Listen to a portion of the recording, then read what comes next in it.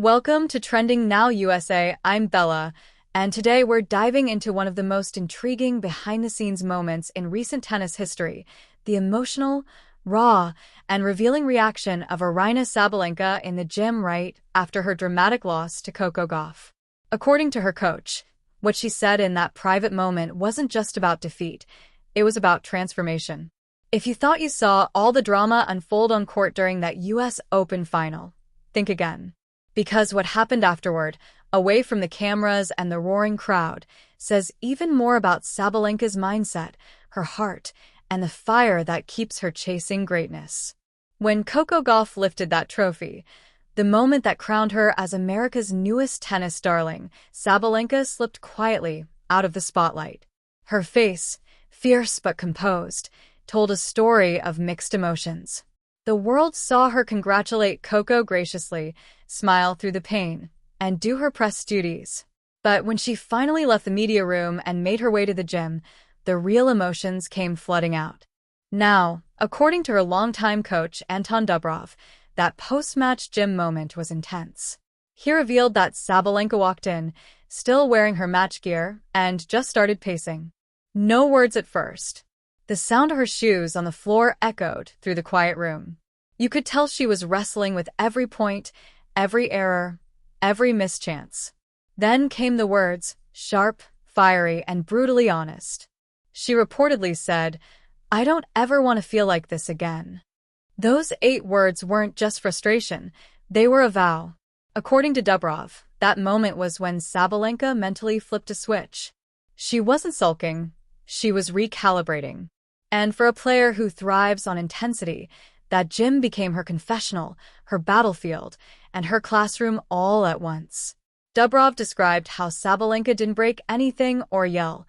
She just sat on the bench, grabbed a towel, and stared at the floor for a while.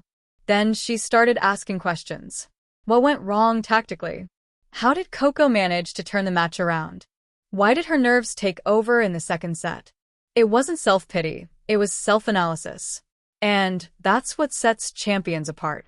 Even in heartbreak, they look for the next opportunity to grow.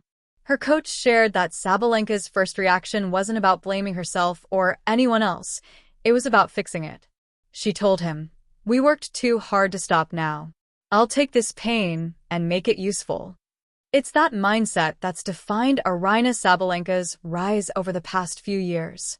The Belarusian powerhouse has always been known for her explosive game, huge serves, massive forehands, and raw emotion on court. But this loss to Coco Gauff wasn't just another match. It was a mirror moment. Dubrov went on to say that what Sabalenka did in the hours after the defeat revealed her evolution as a competitor.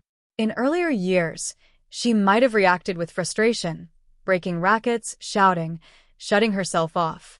But this time, she turned inward. She processed the pain differently. He recalled her saying softly, "It's not about losing to Coco. It's about losing control of my own game." That line, he said, struck him deeply, because it showed maturity. Sabalenka wasn't fixated on her opponent. She was focused on herself, on mastering her own emotions, her rhythm, her response under pressure. And that's something her team had been emphasizing all year long. After the match, Dubrov said they didn't immediately do a debrief. Instead, he gave her space, something rare in high-level tennis coaching. He said she needed time to feel it, to process the sting. But he knew she wouldn't let the loss break her. By the next morning, she was already back on the treadmill. No cameras, no posts, no press. Just Sabalenka, running, headphones in, sweat dripping, locked in. When Dubrov approached her, she reportedly smiled and said, "Let's start again." That's Aryna Sabalenka in a nutshell, relentless.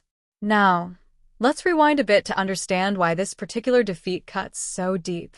Going into that final, Sabalenka was in the form of her life. She dominated the season, reached the world #1 ranking, and looked unstoppable. Many believed this was finally her US Open to win. She had the power, the poise, and the momentum. But Coco Gauff, the teenage phenom, had something else: the crowd, the calmness, and a tactical game plan that neutralized Sabalenka's biggest weapons.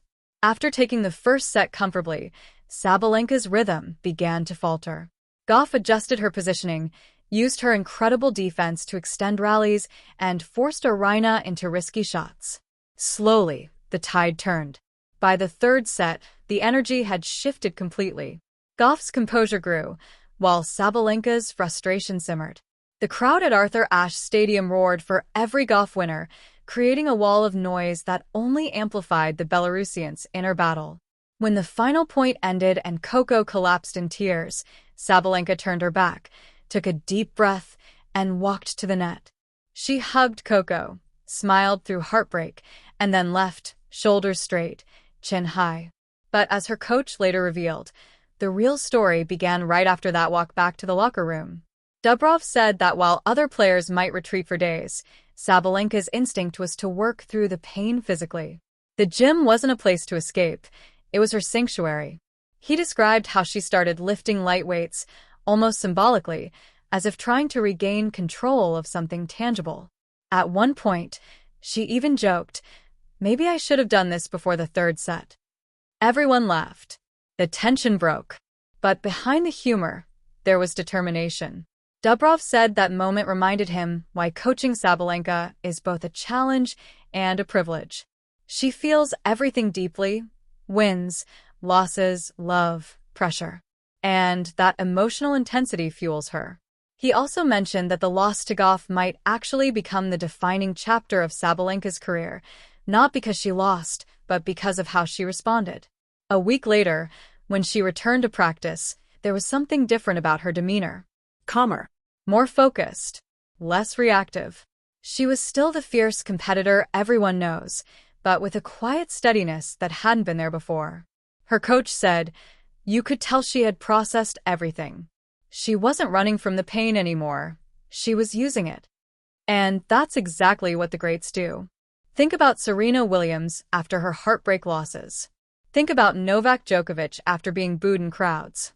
Think about Rafael Nadal playing through pain and defeat, using it as motivation to climb higher.